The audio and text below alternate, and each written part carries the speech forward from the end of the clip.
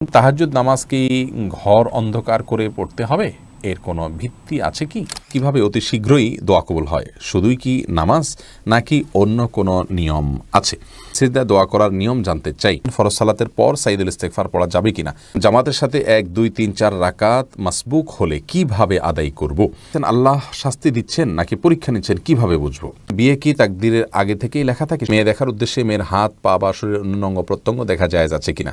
সরকারি ব্যাংকে ও এনজিওতে চাকরি করা নাকি হারাম? যারা আত্মহত্যা করে তারা তো আল্লাহ তো তাদের মৃত্যু সেভাবে লিখেছেন, তাহলে তারা জান্নাতে যাবে না কেন? প্রসবের পর কি পর্যাপ্ত পানি ব্যবহার করলেই হবে নাকি টিস্যু বা কুলুক ব্যবহার করা লাগবে? ক্রিম দিয়ে ফর্সা হওয়া কি জায়েজ? খোঁটা দেয়া কি ধরনের পাপ? স্বপ্নে নবী করিম সাল্লাল্লাহু আলাইহি ওয়াসাল্লামকে দেখলে নাকি জাহান্নাম হারাম, তাহা কতটুকু সঠিক? স্ত্রীর কথা মতো হস্তমৈথুন করা যাবে কি না? সিজদার রুকুতে কি কোরআনের দোয়াগুলো পড়া যাবে? জান্নাতে আমরা কোন ভাষায় একে অপরের সাথে কথা বলবো, যেহেতু আমরা বিভিন্ন ভাষাভাষীর মানুষ? স্বামী বা স্ত্রী কেউ মারা গেলে তার স্ত্রী বা স্বামী তাকে স্পর্শ করা হারাম, এর কোনো ভিত্তি কি রয়েছে? মেয়ে বাচ্চা হলে কি আজান দেওয়া যাবে? আর মেয়েরা কি আজান দিতে পারবে? অনেক সময় ছেলেরা থাকে না। মেয়েদের বিয়ের পর বাবা মা ভাই বোনের প্রতি তাদের দায়িত্ব কর্তব্য কতটুকু? ওযু করার পর মেরিল বা লোশন ব্যবহার করে নামাজ হবে কিনা? বিয়েতে মেয়ের বাবা অবর্তমানে অভিভাবক কে? মেয়েরা কি ছেলে ডাক্তার দেখাতে পারবে? আমাদের সমাজে একটা প্রচলন আছে যে মৃত্যুর সময় সিরিয়াল ধরে রোগীর মুখে পানি দেওয়া হয়। রোগী পানি খেতে পারুক আর না পারুক, অনেকে আছেন পানি দিতে না পারলে আফসোসও করে। প্রদর্শক অনেক বেশি সময় নিয়েছি আপনাদের প্রশ্ন উত্তরের মূল পর্ব, যে জন্য আমাদের এই আয়োজন। চলুন আমরা সেদিকে চলে যাই। আমার কাছে অনেকগুলো প্রশ্ন এসেছে, এর মধ্যে থেকে একটি প্রশ্ন হলো, শাহ আলম আপনি জানতে চেয়েছেন সিজদায় দোয়া করার নিয়ম জানতে চাই। সেজদায় দোয়া করবেন, আপনি স্বাভাবিকভাবে দোয়া করবেন, এখানে তো দোয়ার মধ্যে হাত তোলার প্রশ্নই ওঠে না, যেহেতু সেজদায় আপনার হাত জমিনে থাকবে, ফ্লোরে থাকবে। সেক্ষেত্রে আপনি আল্লাহর রাব্বুল কাছে মনে মনে দোয়া করবেন, মুখেও দোয়া করতে পারেন, বিশেষ করে নফল সালাতে যত বেশি সম্ভব দোয়া করবেন। রাসূল করিম সাল্লাল্লাহু আলাইহি ওয়াসাল্লাম বলেছেন, সহিহ মুসলিম হাদিসে বর্ণিত হয়েছে, আকরাবু মা ইয়াকুনু আবদু মিন রাব্বিহি ওয়া হুয়া সাজিদ, বান্দা আল্লাহ তাআলার সবচেয়ে নিকটে যেতে পারে সিজদা অবস্থায়, যার কারণে ফাকসিরু ফীহি মিনাদ দুআ, তোমরা সিজদা যখন থাকবে আল্লাহর কাছে বেশি বেশি করে দোয়া করবে, বেশি বেশি করে চাইবে। এজন্য সিজদা বেশি বেশি করে আল্লাহর কাছে চাওয়া উচিত। আল্লাহর সবচেয়ে কাছে গিয়ে যদি আল্লাহর কাছ থেকে আপনি কিছু চেয়ে নিতে চান, তাহলে সিজদা গিয়ে আল্লাহর কাছে দোয়া করবেন। বিশেষ করে নফল নামাজে, তাহাজ্জুদে বা অন্যান্য সময় সিজদা পড়ে নামাজের মধ্যেই আপনি আল্লাহর কাছে দোয়া করবেন। কোরআন হাদিসের দোয়া বর্ণিত তো অবশ্যই দোয়াগুলো করতে পারেন, কোরআনের দোয়া, হাদিসে বর্ণিত দোয়া, মাতৃভাষায়ও দোয়া করতে পারবেন। এই মতটি অধিকতর শক্তিশালী এবং উলামাদের মত। যদি অনেক উলামা ইকরাম বলেছেন যে না, সলাতের মধ্যে মাতৃভাষায় দোয়া চলবে না, কোরআন হাদিস বর্ণিত দোয়া করবেন এবং মনে মনে আপনি দোয়া করতে পারেন। এবার কারোর দ্বিমত নেই, আপনি তাসবিহ সুবহান রাব্বিয়াল আলা বলছেন, আর এদিকে আপনি আপনার আকীদাগুলো মনে মনে পেশ করছেন। আল্লাহ তাআলা যেহেতু মনে খবর রাখেন, সেটিও জায়েজ রয়েছে। রাবেয়া বসরি বোন আপনি জানতে চেয়েছেন, পিরিয়ডের রক্ত নতুন জামায় লাগার পর অনেকবার ধোয়া হলেও দাগ রয়ে যায়, এটা পরে কি নামাজ আদায় করা যাবে? দেখুন, কোনো নাপাক সেটি আমাদের কাপড়ে লাগলে, সেটি প্রবাহমান রক্ত হোক বা অন্য কোনো নাপাক হোক, আমরা সেটিকে ধৌত করব পানি দিয়ে। যথাসম্ভব স্বাভাবিকভাবে একটি কাপড় যেভাবে মানুষ ধোয় ময়লা দূর করার জন্য, ওইভাবে ধোয়ার পরেও যদি তার মধ্যে দাগ থেকে যায়, তাহলে সেক্ষেত্রে তার কারণে সেই কাপড় পরে সালাত আদায় করতে কোনো প্রকার অসুবিধা হবে না। অর্থাৎ আমরা রক্তের কথাই যদি বলি, যে রক্তের দাগ একটুখানি রয়ে গেছে, অনেক ধুয়েছি, আমি সাবান দিয়ে ধুয়েছি, বা সচরাচর ময়লা দূর করার জন্য যেভাবে কাপড় ধোয়া হয় সেভাবে আমি ধুয়েছি, তারপরেও দাগ যদি থেকে যায়, তার কারণে সেই কাপড় পরে সালাত আদায় করতে কোনো প্রকার নিষিদ্ধ হবে না। কারণ আল্লাহ রাব্বুল আলামিন বলেছেন আমাদেরকে, ফাত্তাকুল্লাহ মাস্তাতা'তুম, তোমরা আল্লাহকে ভয় করো যতটুকু তোমাদের সাধ্যকুলা। বিধায় আপনি কাপড় চোপড় ধোবেন স্বাভাবিকভাবে, যতটুকু ধুয়ে থাকেন ময়লা দূর করার জন্য ততটুকু, এরপরেও যদি থেকে যায় তাহলে সেক্ষেত্রে আপনার আর এক্ষেত্রে কোনো গুনাহ হবে না ইনশাআল্লাহ, যেহেতু এখানে আপনার কিছু করার নেই। এরপরে যে প্রশ্নে আমি দেখতে পাচ্ছি তা হলো মোহাম্মদ ইউনুস মিয়া, আপনি জানতে চেয়েছেন, আমাদের সমাজে একটা প্রচলন আছে যে মৃত্যুর সময় সিরিয়াল ধরে রোগীর মুখে পানি দেওয়া হয়, রোগী পানি খেতে পারুক আর না পারুক, অনেকে আছেন পানি দিতে না পারলে আফসোসও করেন। ভাই ইউনুস, অনেক গুরুত্বপূর্ণ প্রশ্ন আপনি করেছেন। রোগীর মুখে পানি দিতে পারা, এটাকে আমরা মনে করি যে তার সেবা করতে পারলাম, তার পাশে দাঁড়াতে পারলাম। রোগীর যদি পানের প্রয়োজন না থাকে, তবুও যদি পানি দেওয়া হয়, তাহলে তো সেবা হলো না, বরং এটা রোগীকে কষ্ট দেওয়া হলো। অতএব যদি সবাই এরকম সিরিয়াল ধরে রোগী মুখে পানি দেয় আর কেউ পানি দিতে না পারে, তাহলে তার খুশি হওয়া উচিত যে রোগীকে আযাব দেওয়া, তাকে কষ্ট দেওয়ার থেকে অন্তত আমি বাঁচতে পারলাম। এটি সন্দেহাতীতভাবে আমাদের একটা কুসংস্কার। আমাদের অনেকেই মনে করেন যে মৃত্যুর আগে তার মুখে পানি দিতে পারলে বোধহয় আমি একটা কিছু করে ফেললাম। না, কোরআন হাদিসে কোথাও এরকম কোনো কাজের প্রশংসা করা হয়নি। রোগীর জন্য যেটা প্রয়োজন সেটা আপনাকে করতে হবে। রোগীর সেবা করতে হবে, রোগীর শুশ্রূষা করতে হবে, রোগীর সাথে দেখতে যেতে হবে, এগুলো সবগুলো সুন্নাহ এবং গুরুত্বপূর্ণ ইবাদত, কোনো কোনো ক্ষেত্রে গিয়ে ওয়াজিব পর্যন্ত হয়ে যায়। যার কারণে এই কাজগুলো আপনি করবেন, কিন্তু যখন যেটা প্রয়োজন, মুখে পানি দেওয়ার প্রয়োজন কেউ একজন দিয়েছেন, আলহামদুলিল্লাহ যথেষ্ট, আপনি অন্য কিছু করেন, ওইটাই করতে হবে বা ওইটা করলে বিশেষ কোনো ফজিলত হবে এমন কোনো কথা কিন্তু নাই। এরপরে খাদিজা নিজুম আপনি জানতে চেয়েছেন মেয়েরা কি ছেলে ডাক্তার দেখাতে পারবে? মেয়েরা ছেলে ডাক্তার দেখাতে পারবেন যদি মেয়েদের জন্য কোনো মেয়ে ডাক্তার অ্যারেঞ্জ না থাকে, তাহলে সেক্ষেত্রে ছেলে ডাক্তার তিনি দেখাতে পারবেন। এবং দেখানোর ক্ষেত্রে যতটুকু তার ডাক্তারকে দেখানোর প্রয়োজনে পর্দা বিধান লঙ্ঘন করতে হয়, যতটুকু করতে হয়, ফর এক্সাম্পল তার হাতে কোথাও ঘা পাচড়া হয়েছে, তাহলে শুধু হাতটা দেখালেই চলছে, তিনি মুখাবয়ব তার সামনে উন্মুক্ত করবেন না। অথবা শরীরের যে কোনো অংশ যেখানে যে অংশটা তাকে না দেখালেই নয়, শুধুমাত্র সেই অংশটা উন্মুক্ত করবেন, এক। আর দ্বিতীয়ত হলো ডক্টরের চেম্বারে যখন যাবেন তখন ডক্টর এবং ওই ভদ্রমহিলা যিনি রোগিণী হয়ে গিয়েছেন তারা দুজন ছাড়া অন্য কোনো ব্যক্তির সাথে থাকতে হবে। আজকাল অবশ্য নার্স থাকেন, তা না থাকলে আপনার সাথে কেউ না কেউ থাকতে হবে, কারণ লা ইয়াখলুয়ান্না রাজুলুন বিমরাআতিন হাদিসে আসছে একজন নারী একজন পুরুষ নির্জনে একাকী কোনো কক্ষে অবস্থান করবে না। এটি গুনাহের কাজ, কারণ একাকী নির্জনে কোথাও অবস্থান করলে শয়তান তাদের মনের মধ্যে বাজে চিন্তার উদ্রেক ঘটিয়ে থাকে। এরপরে জারিন তাসনিম আপনি জানতে চেয়েছেন বিয়েতে মেয়ের বাবা অবর্তমানে অভিভাবক কে? মেয়ের বাবা যদি না থাকেন, মারা যান, অথবা তার কোনো খোঁজ খবর না নেন, অথবা তিনি তা নিরুদ্দেশ থাকেন, অর্থাৎ মেয়ের বাবা এক কথায় না থাকেন যদি, তাহলে সেক্ষেত্রে মেয়েকে বিয়ে দেওয়ার জন্য দ্বিতীয় অভিভাবক হলেন মেয়ের বড় ভাই, মেয়ের দাদা যদি তিনি বেঁচে থাকেন, অথবা বড় ভাই অথবা চাচা, তাদের কেউ একজন অভিভাবক হবেন ধারাবাহিকভাবে। আর যদি এরকম নিকটাত্মীয় কেউই না থাকে, তাহলে সেক্ষেত্রে মহল্লার মসজিদের ইমাম সাহেব বা কোনো দিনদার মানুষ তিনি তাকে অভিভাবক হয়ে বিয়ে দিতে পারবেন। এরপরে আমি যে প্রশ্নটি দেখতে পাচ্ছি তা হলো মজিদুল হক আপনি জানতে চেয়েছেন অজু করার পর মেরিল বা লোশন ব্যবহার করে নামাজ হবে কিনা? হবে, কোনো অসুবিধা নেই। মেরিল বা লোশনে এমন কোনো উপাদান নেই যেটি নাপাক, যা ব্যবহার করলে আমাদের শরীরে নাপাক হয়ে যাবে, যার কারণে এটি ব্যবহার করে সালাত আদায় করলে কোনো অসুবিধা নেই। যে কোনো পেট্রোলিয়াম জেলি, তেল, এর যে কোনোটি আপনি ব্যবহার করতে পারেন, করে আপনি সালাত আদায় করতে পারেন, কোনো অসুবিধা নেই।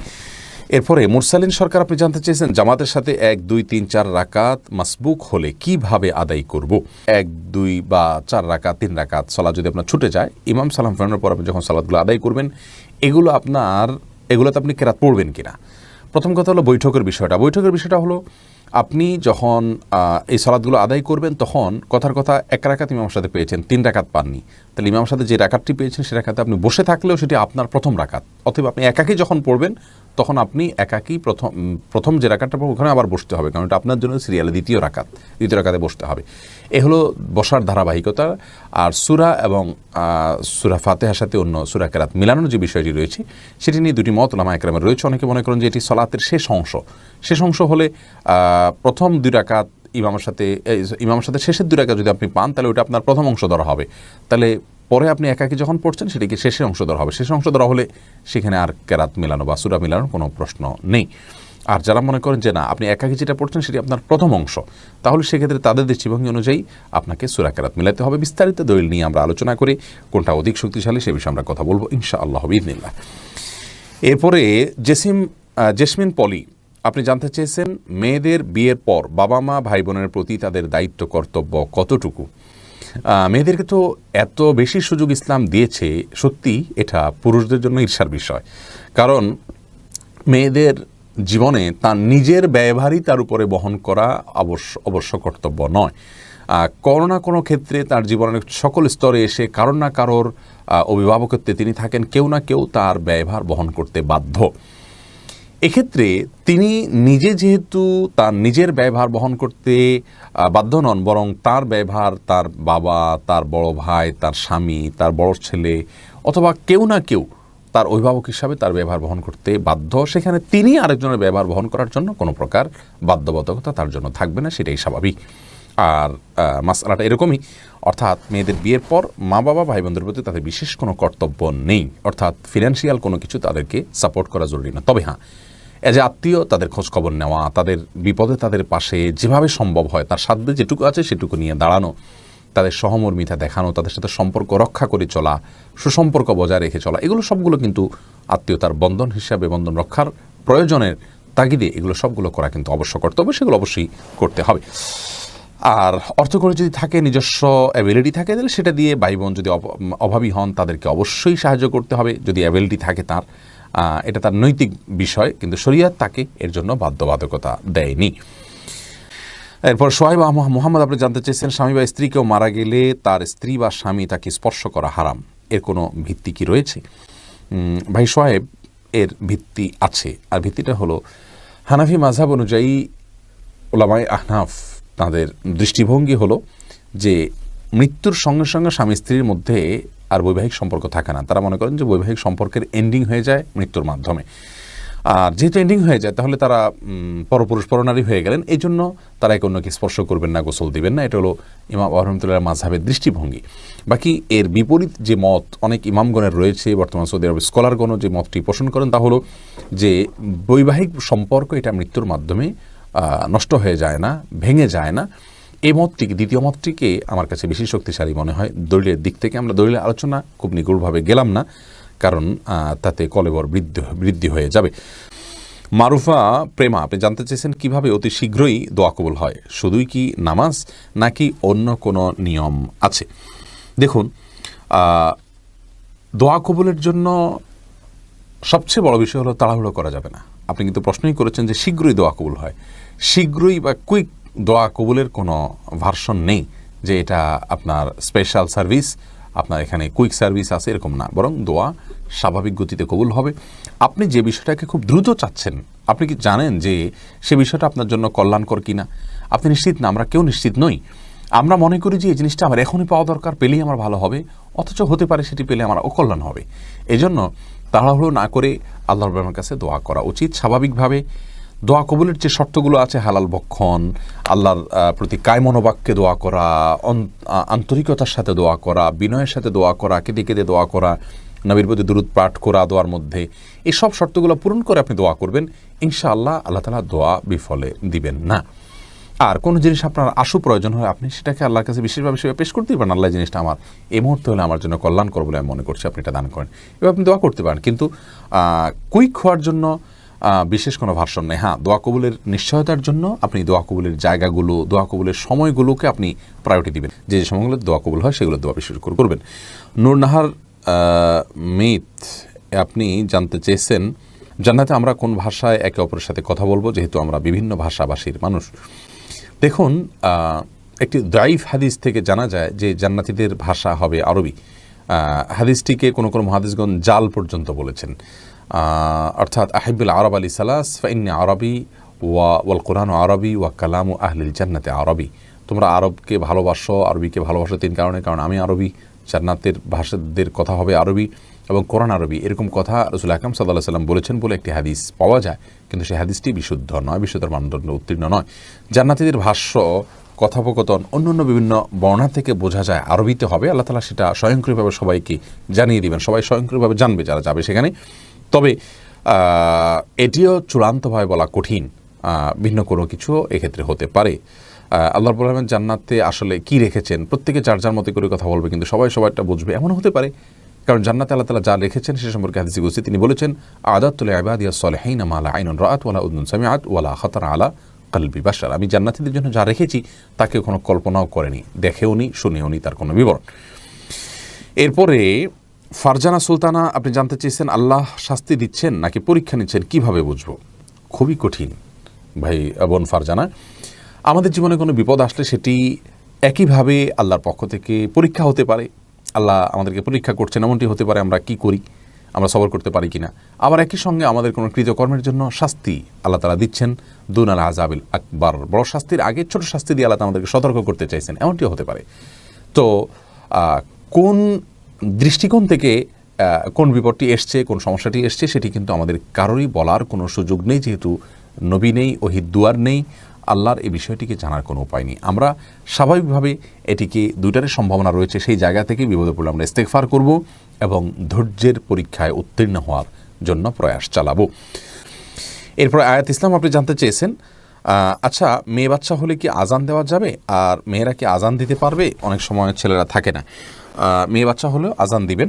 আর আজান দেওয়া সম্পর্কিত হাদিসগুলো আসলে খুব বেশি যে শক্তিশালী তা নয়, বরং বিন বাজ রাহিমাহুল্লাহ আজান বাচ্চার নবজাতকের ভূমিষ্ঠ হওয়ার পর তার কানে আজানের বিষয়ে হাদিসগুলোকে অ্যানালাইসিস করে বলেছেন বেশিরভাগ হাদিস জয়ীফ, কিন্তু অনেকগুলো হাদিস বর্ণিত হয়েছে এটা করা যেতে পারে। ফজিলতের মতো বিষয়, হাদিসের জফের যে মাত্রা তাতে এটা করা যেতে পারে, খুব বেশি গুরুত্বপূর্ণ না হলে এটা করা যেতে পারে। তবে মেয়েরা নাও, ছেলেরাই আজান দিবেন এবং মেয়ের বাচ্চা হলেও আজান দিবেন, পৃথক করা হয়নি হাদিসে ছেলে মেয়ে আলাদা করে। নোমান শাহ আপনি জানতে চেয়েছেন, স্বপ্নে নবী করিম সাল্লাল্লাহু আলাইহি সাল্লামকে দেখলে নাকি জাহান্নাম হারাম, তাহা কতটুকু সঠিক? দেখুন, এ বিষয়ে হাদিস রয়েছে দাইফ। আর দ্বিতীয়ত হলো যে রাসূল আকরাম সাল্লাল্লাহু আলাইহি সাল্লামকে আমরা স্বপ্নে দেখলে তিনি রাসূল আকরাম সাল্লাল্লাহু আলাইহি সাল্লাম কিনা এটা নিশ্চিত হওয়া কঠিন। যদিও একটি হাদিস রয়েছে রাসূল আকরাম সাল্লাল্লাহু আলাইহি সাল্লাম বলেছেন, কেউ আমাকে স্বপ্নে দেখলে সে অবশ্যই আমাকে স্বপ্নে দেখেছে, কারণ শয়তান আমার আকৃতিকে ধারণ করতে পারে না।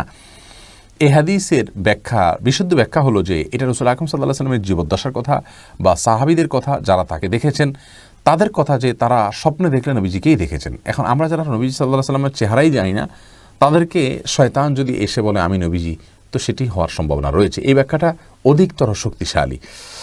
তবে হ্যাঁ, তাকে যদি স্বপ্নে কেউ দেখতে পারেন তো সেটা সন্দেহভাবে তার জন্য একটা ভালো আলামত, এবং রাসূল আকরাম সাল্লাল্লাহু আলাইহি সাল্লামের ভালোবাসা তার অন্তরে রয়েছে, তার সুন্নাতের প্রতি তার আগ্রহ রয়েছে।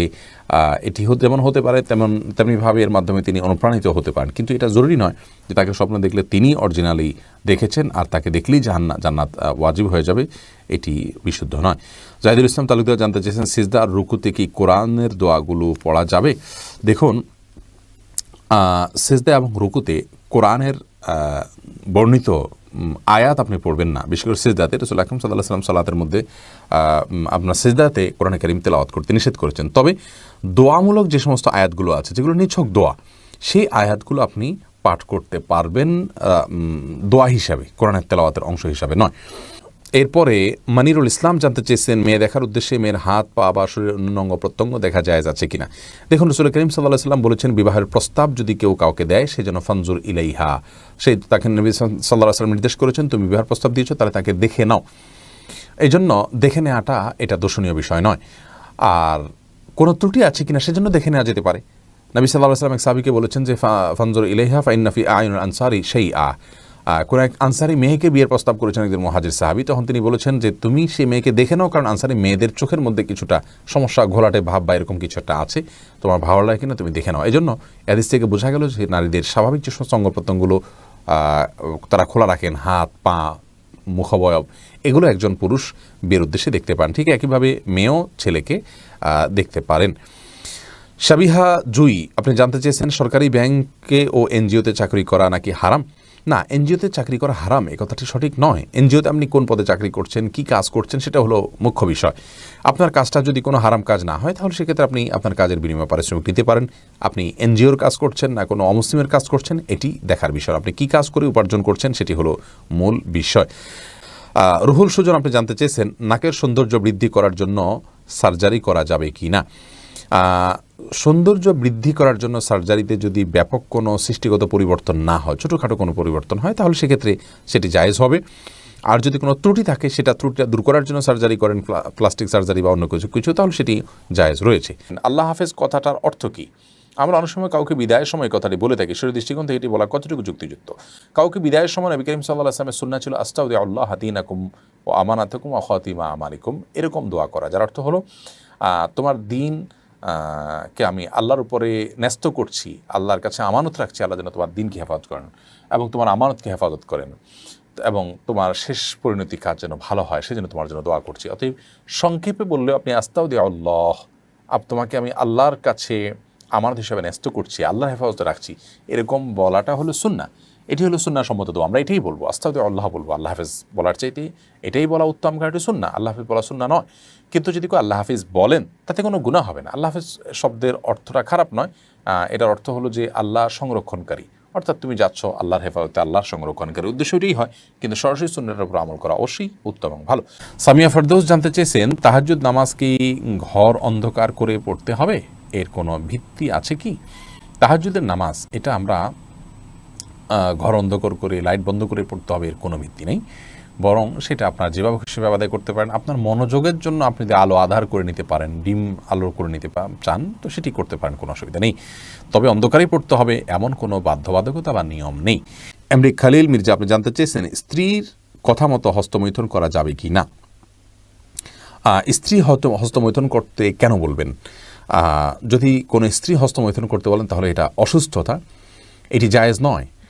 কোরআনে কারীমে আল্লাহ বলেছেন যে মানুষের যৌন চাহিদাকে চরিতার্থ করবার জন্য আল্লাহ বৈধ যে পথ রেখেছেন, স্বামী স্ত্রীর যে মিলনের পথ রেখেছেন, এবং বৈধ পথ ছাড়া অন্য কোনো উপায়ে যদি কেউ তার যৌন চাহিদাকে চরিতার্থ করে, আল্লাহ তাআলা বলেছেন ফাউলাইকামুল আদুন, তারা সীমালঙ্ঘনকারী। সূরা মুমিনুনের শুরুর দিকের আয়াত থেকে বোঝা গেল যে হাত দিয়ে যদি কেউ বীর্যপাত করে তাহলে সে সীমালঙ্ঘনকারী, কারণ এটি কোনো সুস্থ বা স্বাভাবিক পদ্ধতি নয়। বিধায় স্ত্রী চাইলেও তার হস্তমৈথুন করা জায়েজ নাই। হ্যাঁ, যদি কেউ এমন কোনো জায়গায়, এমন কোনো কঠিন সিচুয়েশনের মধ্যে পড়ে গেছেন, যে এমন পরিবেশে আছেন যে এখানে তিনি তার যৌন চাহিদা যদি তিনি কোনোভাবে অবদমন না করেন তাহলে জিনায় লিপ্ত হয়ে যাবেন, তাহলে সেক্ষেত্রে কোনো ফকিগণ ওই ব্যক্তির জন্য ওই সময়ে হস্তমৈথুনকে জায়েজ বলেছেন। আর স্ত্রীর হাত ব্যবহার করে হস্তমৈথুনকে অনেক উলামা ইকরাম জায়েজ বলেছেন, যদি মাসিকের কারণে বা অন্য কারণে স্ত্রীর সহবাস না করতে পারে এবং না করতে পারার কারণে গুনাহে লিপ্ত হয়ে যাওয়ার আশঙ্কা থাকে, সেই ক্ষেত্রে। বাকি স্ত্রীর নির্দেশে স্বামী নিজে হস্তমৈথুন করা কোনো অবস্থাতে জায়েজ নয়। এরপরে আদনান সাঈদ আপনি জানতে চেয়েছেন প্রস্রাবের পর কি পর্যাপ্ত পানি ব্যবহার করলেই হবে নাকি টিস্যু বা কুলুক ব্যবহার করা লাগবে? দুইটাই ব্যবহার করা হাদিস দ্বারা প্রমাণিত রয়েছে, আপনি দুইটাই ব্যবহার করতে পারেন। তবে সাধারণ অবস্থাতে, স্বাভাবিক অবস্থা শুধু পানি ব্যবহার করলেই আপনি পাক হয়ে যাবেন, যদি পেশাবের ধারা বন্ধ হয়ে যায়। এরপরে সিম্মি আক্তার জানতেছেন ক্রিম দিয়ে ফর্সা হওয়া কি জায়েজ? আজকাল অনেকে এটি করছেন, এটি নানা কারণে না জায়েজ। প্রথমত এটি প্রতারণা, দ্বিতীয়ত আমি যতটুকু জানি এটি স্বাস্থ্যের জন্য কোনো উপকারী বিষয় নয়। তৃতীয়ত লা তাবদিলা লি খালকিল্লাহ, এটার সরাসরি এটার মধ্যে না পড়লেও অনেকটা আপনার সে জাতীয় কাজ হয় ক্রিম দিয়ে ফর্সা নিজেকে করার যে কসরত, তার মাধ্যমে। অতএব এটি না করাই হবে উচিত এবং উত্তম কাজ। ফাতেমা খাতুন আপনি জানতে চেয়েছেন ফরজ সালাতের পর সাইদুল ইস্তেগফার পড়া যাবে কিনা। আপনি পড়তে পারেন, এমনিতে আপনার মনে চাইলে ইস্তেগফারের অংশ হিসাবে আপনি পড়লেন, কিন্তু নিয়ম করে আপনি যদি পড়েন এবং সবসময় পড়তে থাকেন, এটাকে যদি আপনি সালাতের আবশ্যক কোনো কাজ মনে করেন, তাহলে সেক্ষেত্রে এটি জায়েজ হবে না, বরং এটি সকাল সন্ধ্যার একটি আমল। সকাল সন্ধ্যায় অর্থাৎ সকালে এবং সন্ধ্যায় আপনি সাইদুল ইস্তেগফার পাঠ করবেন। ফায়েজ আহমেদ জানতেছেন মালদ্বীপ থেকে পায়ের নখে কি মেহেদি দেওয়া যাবে? দিতে পারেন মেহেদি। অনেকে মনে করেন যে যেহেতু দাড়িতে চুলে দেওয়া হয় অতএব পায়ে দেওয়া যাবে না, দেওয়া যাবে, অসুবিধা নেই, কিন্তু পুরুষরা নয়, মেয়েরা মেহেদি ব্যবহার করবেন। আশিকুল ইসলাম জানতে চেয়েছেন বিয়ে কি তাকদিরের আগে থেকেই লেখা থাকে? সব কিছুই তাকদির আগে থেকে লেখা থাকে, বিয়েটাও তার মধ্যে ওর মধ্যে পড়ে। ফিরোজ আপনি জানতেছেন বেনামাজের হাতে রান্না খাওয়া যাবে কিনা, দয়া করে দিবেন। জি, যাবে। অমুসলিমের হাতে রান্না রাসূল আকরাম সাল্লাল্লাহু আলাইহি ওয়াসাল্লাম খেয়েছেন, ইহুদির বাড়িতে খেয়েছেন, অতএব বেনামাজের হাতে অবশ্যই খাওয়া যেতে পারে। আপনি কি খাচ্ছেন সেটা হলো বিষয়, কার হাতে খাচ্ছেন সেটি বিষয় নয়। হালাল খেয়ে থাকলে খারাপ মানুষের হাতেও খেতে পারেন, রান্না করাও খেতে পারেন, আর হারাম যদি খান তাহলে ভালো মানুষ রান্না করে দিলে তার হাতের খাওয়াও খেতে পারেন না। সাদিয়া ইসলাম আপনি জানতেছেন যারা আত্মহত্যা করে তারা তো আল্লাহ তো তাদের মৃত্যু সেভাবে লিখেছেন, তাহলে তারা জান্নাতে যাবে না কেন? দেখুন, আল্লাহ তাদের মৃত্যু সেভাবে লিখেছেন, বিষয়টা এইভাবে নয়, বরং আল্লাহ তাআলা তাকে ওই পর্যন্ত হায়াত দিয়েছেন। আর অবশ্যই আল্লাহর নির্দেশ ছাড়া, আল্লাহর সৃষ্টি ছাড়া কোনো কিছুই হয় না। তার মৃত্যুটাও আল্লাহর সৃষ্টি। এখন আপনি বলতে পারেন ওইভাবে আল্লাহ তার মৃত্যু সৃষ্টি করেছেন, তাহলে তার দোষটা কোথায়? তার দোষটা হলো সে আত্মহত্যার জন্য সিদ্ধান্ত নিয়ে আত্মহত্যার আয়োজনটা সম্পন্ন করেছে, এটুকু কাজ সে করেছে, এটুকু করার কারণে তার শাস্তি হবে। তার জন্য মৃত্যু সে হয়েছে এই জন্য শাস্তি নয়, শাস্তিটা হলো যে সে আত্মহত্যার জন্য যা যা দরকার তার সব কিছু সে গ্রহণ করেছে এবং চূড়ান্ত পর্যায় পর্যন্ত সে গেছে, এটাই হলো তার জন্য গুনাহের কারণ, সে কারণে তাকে শাস্তি দেওয়া হবে, এটাই হলো তার অপরাধ। নাজমা খাতুন জানতে চেয়েছেন খোঁটা দেওয়া কী ধরনের পাপ? অত্যন্ত জঘন্য ধরনের পাপ। আল্লাহ রাব্বুল বলেছেন লা তুবদিলু সাদকাতিকুম বিল মান্নি ওয়াল আযা, দান করার পরে খোঁটা দিয়ে, কষ্ট দিয়ে তোমরা তোমাদের সদকা দান এগুলোকে নষ্ট করে দিও না।